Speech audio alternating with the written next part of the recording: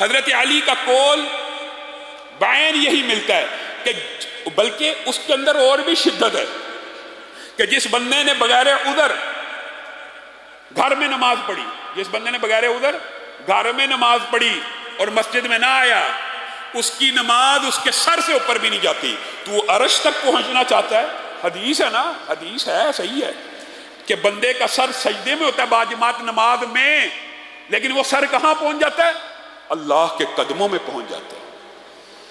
اور تو نماز پڑھتا ہے، اذان سن کے اپنے گھر میں تیری نماز تیرے سر سے اوپر نہیں جاتی۔ حضرت علی کا قول ہے، اور حضرت علی نے یہ بات بھی کہی ہے کہ مسجد کے پڑوسی کی نماز مسجد کے علاوہ ہوتی ہی نہیں۔ صحابہ نے پوچھ لیا ہے علی مسجد کا پڑوسی کون ہے؟ ہر وہ شخص مسجد کا پڑوسی ہے جس کے گھر میں اذان کی آواز جاتی ہے۔ اب یہاں سے کوئی بندہ یہ اخذ کر سکتا شاید جی میرا گھر تو مسجد سے بڑا دور ہے، مجھے اذان کی آواز نہیں آتی تو میں باجماعت نماز سے مستثنی ہوں۔ اللہ کی قسم یہ بھی شیطان کا مغالطہ ہے۔ حضرت ابو درداء سے یہ بات حضرت ابو درداء خود سمجھا رہے ہیں، صحابہ کو سمجھا رہے ہیں۔ آپ کے علاقے میں کتنے لوگ رہتے ہیں؟ آپ کس علاقے کا؟ ہمس کا ہوں۔ تو حضرت ابو درداء رسول اللہ کی شریعت اس کو سمجھانے لگے، یاد رکھنا جس بھی علاقے میں صرف 3 مسلمان رہتے ہوں، صرف 3 مسلمان رہتے ہوں تو وہاں پہ اذان دینا اور باجماعت نماز پڑھنا فرض ہے۔ صرف 3 مسلمان بھی رہتے ہوں۔ بندہ سوچے یار میرے گھر کے قریب مسجد نہیں، دائیں بھی مسلمان کا گھر ہے، بائیں بھی مسلمان کا گھر ہے، بیسیوں گھر ہیں، مجھے جی آواز نہیں آتی اس لیے میں ان وعیدوں سے بچ گیا ہوں، اس لیے میری گھر میں نماز ہے۔ کوئی نماز نہیں ہے گھر میں بغیر عذر شرعی کے۔ اذان کی آواز آتی ہے، آج تو ہر گھر میں آتی ہے، نہ بھی آئے تو جہاں پہ 3 مسلمان رہتے ہیں ان کے اوپر ہی واجب ہو جاتا ہے کہ وہ اذان دیں اور نماز پڑھیں۔ حضرت عبداللہ ابن مسعود نے اس کو کھول کے بیان کر دیا۔ انہوں نے کہا رسول اللہ صلی اللہ علیہ وسلم ہدایت کا ایک راستہ چھوڑ کے گئے، دین اور شریعت چھوڑ کے گئے ہیں، دین اور شریعت چھوڑ کے گئے۔ حضرت عبداللہ ابن مسعود کہہ رہے ہیں اور تم میں سے جو شخص چاہتا ہے وہ دین شریعت یعنی اسلام کے اوپر فوت ہو اور اسلام کی حالت میں اللہ سے ملے تو یاد رکھے وہ باجماعت نماز مسجدوں میں ادا کرے۔ حضرت عبداللہ ابن مسعود کا قول ہے جو شخص حالت اسلام میں اللہ سے ملنا چاہتا ہے وہ باجماعت نماز کہاں پہ ادا کرے؟ مسجدوں میں ادا کرے، کیونکہ رسول اللہ واضح ہدایت چھوڑ کے گئے ہیں کہ نماز باجماعت مسجدوں میں ہوتی ہے۔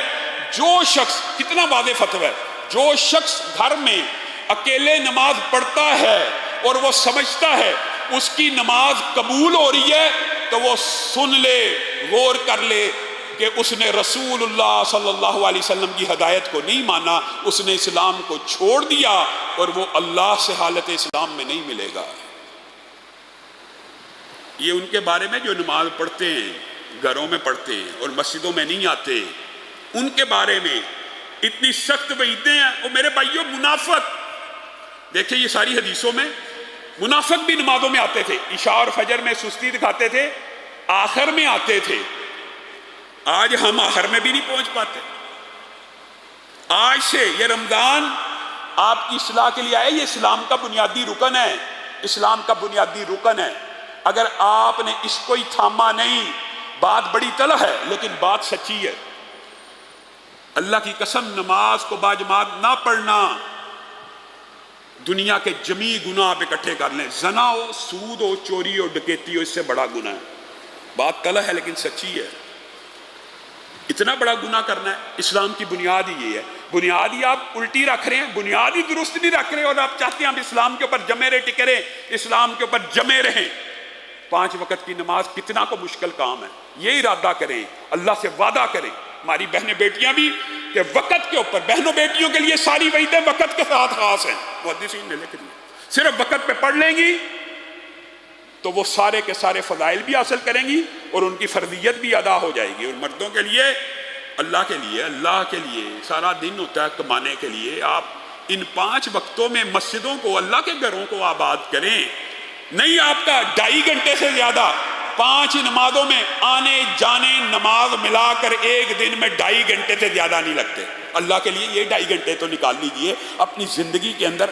اور بعض مسجدوں میں تو شاید اس سے بھی تھوڑا ٹائم لگتا ہے.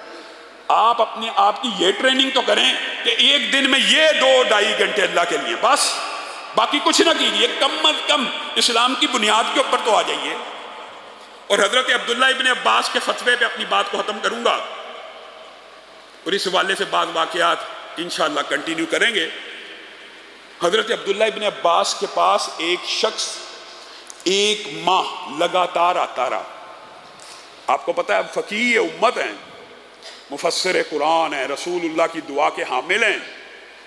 1 ماہ آتا رہا لگاتار. ہر روز آ کے ایک سوال کرتا تھا, ہر روز آ کے ایک سوال کرتا تھا, ہر روز آ کے ایک ہی سوال کرتا تھا.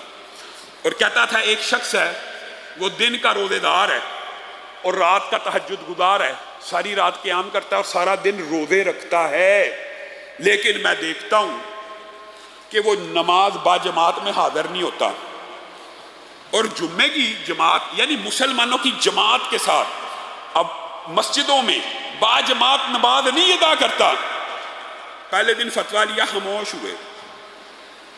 محسوس ہوتا ہے کہ انہوں نے غور و فکر کا ٹائم مانگا کہ میں کل بتاؤں گا. محسوس ہوتا ہے, یہ لفظ نہیں, کیونکہ 1 ماہ لگاتار آنے کا مطلب یہ ہے پہلے دن جواب نہ دیا, دوسرے دن نہ دیا, تیسرے دن غور و خوض کرنے کے بعد عبداللہ ابن عباس نے یہ تریحی فتویٰ دیا. انہوں نے کہا ایسا شخص جہنم کی آگ میں جل جائے گا. دن کا روزے دار, رات کا تہجد گزار, اگر با جماعت نمازوں میں حاضر نہیں ہوتا, جمعے میں حاضر نہیں ہوتا, مسلمانوں کی جماعت کے ساتھ نماز ادا نہیں کرتا. عبداللہ ابن عباس کا یہ فتویٰ ہے. میں اور آپ کس کھیت کی مولی ہیں؟ یہ کسی مولوی کا فتویٰ نہیں ہے, یہ رسول اللہ کی حدیث ہیں, یہ صحابہ کا اجماع ہے کہ با جماعت نماز سے پیچھے رہنے والا اس کا اسلام سے کوئی تعلق اور کوئی حصہ نہیں. اللہ رب العزت جو کہا گیا, جو سنا گیا, اس کو سمجھنے کی توفیق عنایت فرمائے.